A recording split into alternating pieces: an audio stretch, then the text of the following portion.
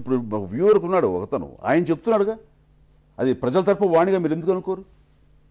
ప్రజలు చూస్తుంటారు, తెలుస్తుంటాయి. సో ప్రజలకు దొరికిపోకూడదండి మన బలహీనతలు కానివ్వండి, మన ఎజెండాలు అనేవి ప్రజలకు దొరికిపోకూడదు.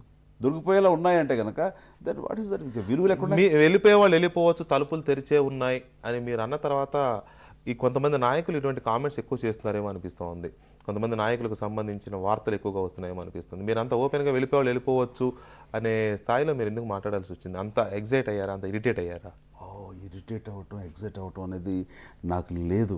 ఇంకా మీరు ఆవేశంగా ఉండాలి, రాజకీయాల్లో ఉండాలి, చుట్టుపక్కల కోరుకుంటుంటే అవి సినిమాలు నేచర్ కంపోజ్డ్ అండ్ ఏదైనా సరే స్టడీగా వెళ్ళటమే తప్ప ఎమోషన్స్కి ఫ్లక్చువేట్ అవ్వడం నా క్యారెక్టర్ కాదు. రాజకీయాల్లో ఏ పార్టీ అధ్యక్షుడైనా ఏ పార్టీ నాయకుడైనా వచ్చేవాళ్ళు రావచ్చు, మా తలుపులు ఎప్పుడూ తెరిచే ఉంటాయి అంటారు, కానీ వెళ్ళిపోయేవాళ్ళు వెళ్ళిపోవచ్చు, మా తలుపులు ఎప్పుడు తెరిచే ఉంటాయని ఎవరు అనరు. ఫస్ట్ టైం అది మీకే దక్కింది. సో ఎందుకు అంత ఇదిగా అనాల్సి వచ్చింది? అంటే మిమ్మల్ని పార్టీలో కొంతమంది నాయకులు అంతగా ఇబ్బంది పెడుతున్నారా? అంటే వెళ్ళిపోయినటువంటి వాళ్ళని దృష్టిలో పెట్టుకుంటే వాళ్ళు అవతల రాజకీయంగా ఎదగలేము, అవకాశం లేదు, ఇంత ప్రజాకర్షణ ఉంది కాబట్టి ఇటు షిఫ్ట్ అయిపోదామని వెంటనే ఇటు జంప్ అయిన వాళ్ళు ఎన్నికలు అయిపోగానే వాళ్ళు ఫెయిల్ అయిపోయి వాళ్ళు అపజయం పాలవగానే వెంటనే వాళ్ళు ఏదో ఒక వంక, ఏదో ఒక కారణం, ఏదో ఒక బురద జల్లి వెళ్ళిపోవడం చూస్తుంటే కనుక ఎంత అవకాశవాదులు అని. ఆ తర్వాత అలాంటి అవకాశవాదులు ఇంకా ఉన్నారా, లేకపోతే అలాంటి సందిగ్ధావస్థలో ఉన్నటువంటి కొంతమంది వ్యక్తులు ఇంకా వెయిట్ చేస్తున్నారా?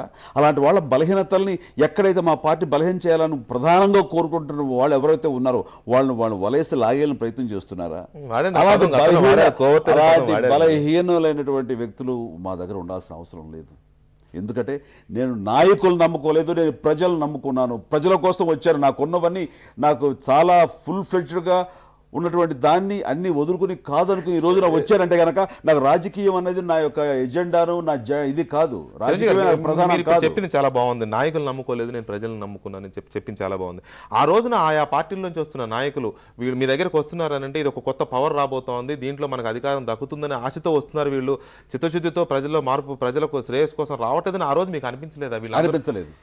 ఎందుకు అనిపించలేదంటే అంత అపారమైన అనుభవం ఉన్న వాళ్ళు ఈ రోజున నమ్మి వస్తున్నారంటే నాకు బాధ్యత, ధర్మం రెండింతలుగా నేను ఫీల్ అయ్యాను. వాళ్ళకి అంతకంత అప్రూపేటువంటి స్థానం కల్పించారు.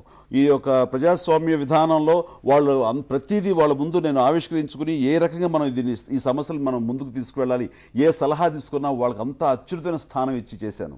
బట్ చేయటంలో వాళ్ళు ఏంటంటే వాళ్ళందరూ కలిసి మళ్ళీ ఈ పార్టీలో అవతల బురద చల్లడం ఇది చూసిన తర్వాత ఏమైపోతుందని ఏమీ అవ్వదు. ఎందుకంటే ఇక్కడ నిర్మాణం లేదు, నిర్మాణం అనే దాని మీద వాళ్ళకి పలు అనుమానాలు ఉన్నాయో, అవకాశం తీసుకుని వెళ్ళిపోయి ఉండొచ్చు. కానీ బట్ నిర్మాణం అనేది ఏర్పడిన తర్వాత ఈ పార్టీ వెళ్ళే విధానం కానీ పార్టీ వెళ్ళే తిరిగి ఎవరూ చేయలేదు. ఓన్లీ వన్ లోపం ప్రస్తుతం అంటే టైం లేక పూర్తి స్థాయి నిర్మాణం వేసుకోకపోబట్టి ఈ రోజున ఈ యొక్క డౌట్ అనేది రావచ్చు. బట్ ఒకసారి నిర్మాణం ఏర్పడిన తర్వాత దీన్ని ఎవరు ఆపలేరు. రైట్. చిరంజీవి గారితో మెగా షో కంటిన్యూ చేసే ముందు ఈ షోలో చిన్న బ్రేక్.